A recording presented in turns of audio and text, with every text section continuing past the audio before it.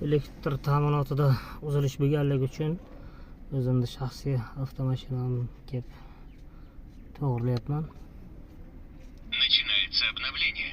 Не трогайте разъем питания и не выключайте автомобиль Showroomda до перезагрузки устройства. o'zimda avtomashinamga qo'yilgan radar detektorlar haqida ma'lumot bermoqchiman. Silverstone Doppler Pro. Xo'sh, Neoline'dan Patrolskan, ya'ni 360 ekin patrolda oladigan, inspektordan Star Air va O'zbekiston hududida yangi 2025-yilda kirib kelgan iBox Sonar Pro Us, ya'ni iBox kompaniyasining Sonar Pro Us radar detektorlar. Xullas, men o'zim ishlatadigan radar detektorlar mana shular.